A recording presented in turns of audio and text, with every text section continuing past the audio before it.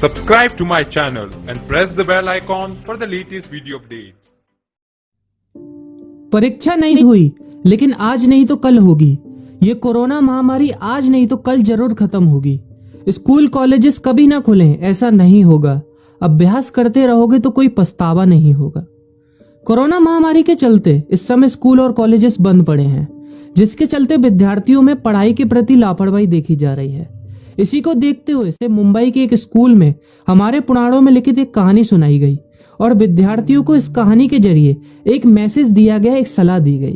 कहानी ये थी कि एक बार भगवान इंद्र किसानों से नाराज हो गए और उन्होंने घोषणा कर दी कि 12 साल तक बारिश नहीं होगी, आप फसलों को नहीं उगा पाएंगे।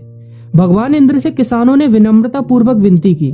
किसानों की विनती को देखते हुए इंद्र ने बड़ी चालाकी से बारिश न होने का सारा श्रेय भगवान शिव के ऊपर डाल दिया और कहा कि बारिश तभी संभव है जब भगवान शिव अपना डमरू बजाएंगे। लेकिन इंद्रदेव भगवान शिव के साथ पहले ही गुप्त रूप से चर्चा कर चुके थे और उनसे किसानों के साथ सहमत नहीं होने के लिए भी अनुरोध कर चुके थे। जब किसान भगवान शिव के पास बारिश के लिए विनती करने के लिए गए तो उन्होंने भी कह दिया कि बारिश तभी होगी जब मैं 12 साल बाद अपना डमरू बजाऊंगा।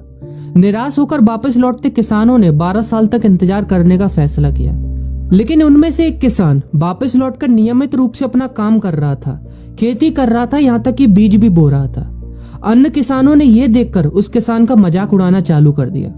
कुछ किसानों ने उससे पूछा भी कि आप अपना समय और ऊर्जा क्यों बर्बाद कर रहे हैं, जबकि आप जानते हैं कि 12 साल तक बारिश नहीं होने वाली। उस किसान ने जवाब दिया कि मुझे पता है कि बारिश के बिना मेरी फसल नहीं आएगी, लेकिन मैं ये सब केवल अभ्यास के रूप में कर रहा हूँ। 12 साल बाद मैं फसलों को उगाने और खेतों में काम करने की प्रतिक्रिया को भूल जाऊंगा। शरीर की काम करने की आदत छूट जाएगी और शरीर आलस का शिकार हो जाएगा। इसलिए मैं अभ्यास करता रहता हूँ कि जब 12 साल बाद बारिश होगी तो मुझे काम करने में मुश्किल नहीं होगी। जब इस किसान की यह बात पार्वती जी को पता चली तो उन्होंने भी चिंतित होकर शिव जी से कहा, आप भी 12 साल बाद डमरू बजाना भूल सकते हैं।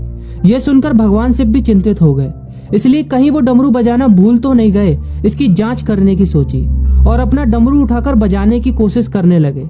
कोशिश करते हुए जैसे ही डमरू से आवाज आई वैसी बारिश होने लगी और जो किसान नियमित रूप से अपना काम कर रहा था उस किसान का खेत फसलों से हरा भरा हो गया। लेकिन बाकी सभी बारिश का इंतजार करते किसानों को पछतावा हुआ, क्योंकि उन्होंने अभ्यास करना भी छोड़ दिया था। इसी तरह 2 सप्ताह बाद, 2 महीने बाद या 2 साल बाद लॉकडाउन समाप्त हो जाएगा। कोरोना महामारी भी खत्म हो जाएगी। इसे घूरने या इस महामारी के खत्म होने तक का इंतजार करने से बेहतर है कि आप जिस कक्षा में हैं या जिस अगली कक्षा में जाने वाले हैं उसका अध्ययन करें। पुस्तकों का अध्ययन करके अपने कौशल को तेज करें। आपके पास जो ज्ञान है उसे और बढ़ाएं। इस समय का इस्तेमाल करें और ये सोचें कि आप और भी बेहतर कैसे कर सकते हैं, क्योंकि डमरू कभी भी बच सकता है। इसलिए अभ्यास करते रहें। अभ्यास ही गुणवत्ता का सार है। अभ्यास ही है जो आपको किसी भी क्षेत्र में पूर्ण बनाता है। अगर आप अपनी पढ़ाई के प्रति लापरवाही छोड़कर अभ्यास करते रहेंगे तो जब काम करने का समय आएगा, जब भी परीक्षा देने का समय आएगा, तो आप हर चुनौती और अपने हर क्वेश्चन का जवाब देने के लिए तैयार रहेंगे। अपना ध्यान रखें और अपनों का ख्याल रखें, क्योंकि कोरोना भी गया नहीं है। घर पर ही रहने की कोशिश करें ताकि आप भी और अन्य भी सुरक्षित रहें और नियमित रूप से अभ्यास करते रहें, क्योंकि डमरू कभी भी बच सकता है। वीडियो अच्छी लगी हो तो वीडियो को लाइक और अपने फ्रेंड्स के साथ शेयर करना मत भूलिएगा।